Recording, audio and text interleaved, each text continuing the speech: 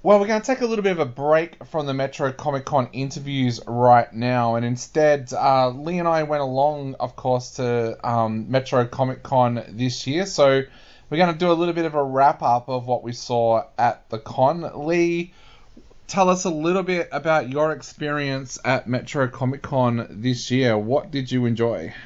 Well, I usually immerse myself in the talks by actors or directors. It's a real highlight to hear people's stories. Of course, they talk about their characters, but they also talk about themselves, which I really enjoy. I saw two of the Bridgerton actors, and that was Jessica Madsen and Sam Phillips, and just loved hearing about what it's like working on such an exquisite set. The words that they use compared to our English language these days, having to be very proper, and also the enjoyment of the beautiful costumes that they get to wear, and especially for Jessica, the different hairstyles she had to wear, and what it took to be able to have those hairstyles. It was just a real joy to hear that, but most of all, how much they enjoy their characters. Jessica in particular loved all the acting scenes, particularly with the character of Eloise, who's in Bridgerton, and just hearing how much of a passion she had for her role, and how much love she had for her co-star as well. I guess some of the other highlights for myself, I really enjoyed hearing from Mitch Pileggi. Now, I've seen a lot of the X-Files, but I don't think I've seen all of them. And that's more, in the day and age, just watching once a week, and you might miss an episode here or there. But I had watched a lot. But just to hear him talk about his show Walker more than anything. Now, I have not seen Walker yet, but it makes me want to. And I guess that's part of the joy of going and hearing from actors, is you hear about their passion and love for the work that they do. And in particular for Mitch, he just loved this Walker series. And so, of course, it's a Western type show. And yeah, I guess you also heard his disappointment, and there were times where he paused because he was trying to refrain from crying, because the show ended when it was at its peak. It was number one on the network. Yep.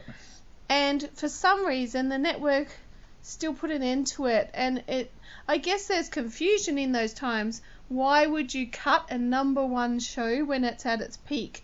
And the actors love playing the roles that they're doing. So it's not just a matter of, oh, well, that's cut. And it's also changed his retirement plans, he said, because he thought it was going to be a long-lasting show and it'd be his last show, but now he's like, oh, it ended after 4 seasons.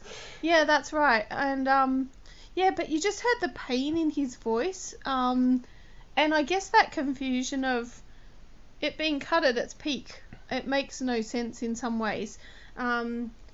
But yeah, we also heard a bit about his private life, the amazing house that he lives in Texas, how he kind of makes it that his retreat. He doesn't go out a lot.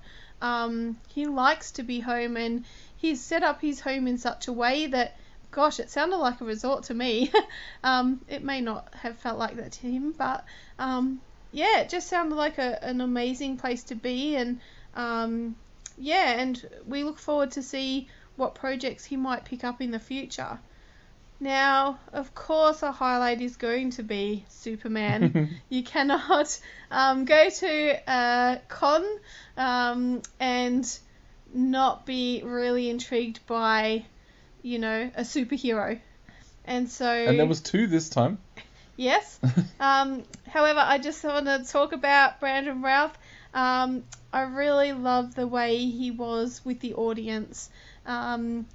Again, really loving all the characters that he's played over the years, because of course he's not just done Superman Returns, but Legends of Tomorrow, Scott Pilgrim, and I did And notice... he's been right across the Arrow universe pretty much. That's so, yeah, right, yeah. So there was lots of talk. Because it was a Q&A, there were lots of questions about Scott Pilgrim, but also the Arrow universe. People were really interested in that as well as Superman. So, well known for quite a few things. Again, a disappointment there because he didn't get to play Superman again.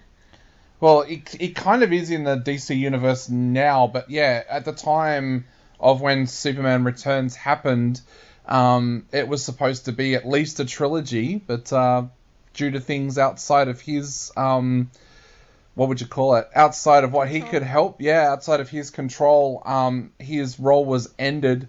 So he kind of talked about what that was like, being able to go back and play Superman now as well. So, but he, again, as he said, he was another actor whose whole life changed to what he thought was going to happen. Yeah, big opportunities, and I guess once you take those opportunities up, it changes your whole life. Because as an actor, you don't know what will come next or what opportunity you might get, who you might be up against in auditions, all those sorts of things. So it was just great hearing from him. Now, Pom Klementieff. Yep. She was from Guardians of the Galaxy, of course. She's also in Mission Impossible, which I really recognised her from. And I just loved hearing her talk about both of those projects. In particular, I loved hearing her talk about watching Tom Cruise jump off the cliff on his motorbike in the latest Mission Impossible. And I guess she comes across as someone who would like to do those stunts. In fact, she said she would like to do those sorts of stunts in the future. She talked about, her love for, I guess, stunts, and she wants to do as much as she can herself. She's done some fighting training, and she's really keen to do as many stunts as she can. So it's just great hearing all those things about her. Yeah, and it was really interesting hearing her talk about what it's like being an actress that's kind of had two parts to her career. She was a French actress, well known in French cinema, where she did a lot of independent films, and of course all in French. And then all of a sudden she was in American films having to speak English. So she talked a little bit about what that was like, and I love that she said that one of the biggest differences that she noticed was in France you get wine on the caterer's table at lunchtime, but you don't get it on an American film. So, that was really interesting because, of course, not a lot of people realise that English is a second language for her. So, she's done so well. She had to learn that specifically for her acting roles. Yeah, exactly. Yeah. So, and we also saw Patrick Warburton, who, of course, is one of my favourite characters to ever appear in Seinfeld, and of course he's gone on to do a lot of voice work after that as well with Family Guy, and he was pretty entertaining. He was another one that was really honest. He set a couple of things straight. He's been misquoted a few times over the years, including once where he jokingly said that he actively goes out of his way to avoid Jerry Seinfeld. He said it as a joke, and it got reported as like him really meaning it. So yeah, I think what he said was that on set he avoided him not because he didn't like him, but because he thought he was going to make a dick of himself. Yeah, because he looked up to Jerry Seinfeld, I guess, for his comedy and acting, and he didn't want to come across as an idiot, I suppose, and say something silly. I guess he was starstruck, I would say. I loved also how honest he was about his friendships in Hollywood as well, about how he plays golf with David Spade and all of those people, like in that comedy kind of world. And I think that was there was two big surprises I had on the weekend. The first one was Mitch Pileggi. For some reason, I imagined he was going to look like Skinner from the X-Files, because of course he was Skinner. And then this great big tall cowboy comes out, and I'm like, have they brought the wrong person? And then I've realised that's what he looks like in real life. He doesn't look like Skinner. My other big surprise was Patrick Warburton, how serious and down to earth he is when you're so used to seeing him do outrageous comedy. And of course, he did talk a little bit as well about his role in The Dish, the Australian film. And he said that was a big surprise to him as well, because Rob Sitch basically cast him in that film off what he had done in Seinfeld. But they're still good friends, and he actually said he was going to catch up with Rob Sitch and his wife Jane Kennedy while he was in Melbourne. So yeah, that was two of the biggest shocks for me, was Mitch Pileggi and Patrick Warburton. Yeah. I think the other one that we saw was Tony Amendola, and he is from Annabelle, is where I know him from. Stargate. Lots of people know him from Stargate. Now, I haven't watched a lot of Stargate myself, but also Once Upon a Time, which I really love as well. He was also very down to earth, and again, very honest. Very honest, and talked about so many of the opportunities he's had over the years, and some of the, I guess, more independent films that he spoke about as well, and just his love for The Mask acting. of Zorro? The Mask of Zorro, I know, that was great how he spoke about that. I loved one thing he said, because one of the things people always say is, at these conventions, the big question that gets asked a lot is, oh, how did you get along with the people on the set? And it's always, oh, it was great, we're all so tight. He was honest, and he said, no, there wasn't, not everybody always got on the Stargate set, because he said, we're all human. So he said there would be occasionally, like, maybe someone had done something behind the scenes, so there'd be some awkwardness. And I thought that was really honest, because having spent time around film sets and TV sets myself, that does happen. Like, maybe someone one week has said something to a crew member that they shouldn't have said, so they're a little bit on the outer for the next couple of weeks. Like, he was really honest about talking about that as well. And of course, just like all the other actors that were there, just spoke of just his love of his craft, and having to put on a different character, sometimes with very little time in between shows or movies, or even when you're learning your lines, like going on to a different scene, like having to learn your lines so quickly, but getting it right. Sometimes the first time you might only get one chance at some scenes, maybe because of timing, maybe because there's been a setback on the film set.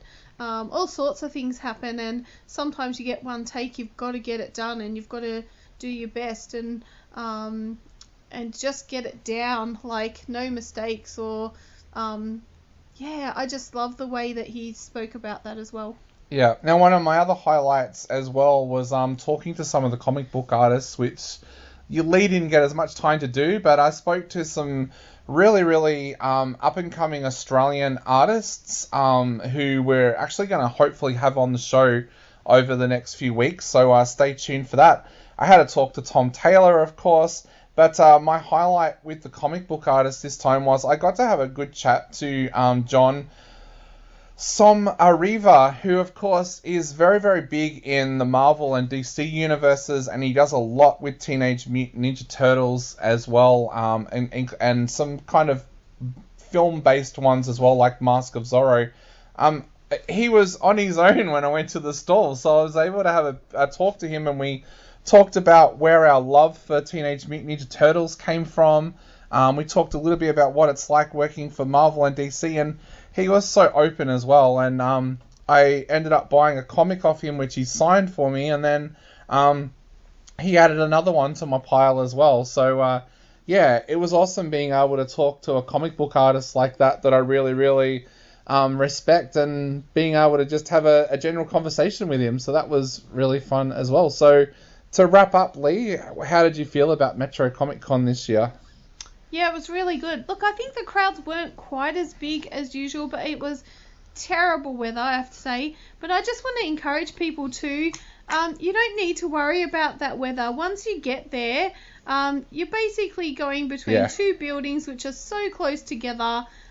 It does not matter. Of course, you have to get through the rain a little bit to get there, from the car park to the building. But once you're in, it makes no difference what the weather is outside.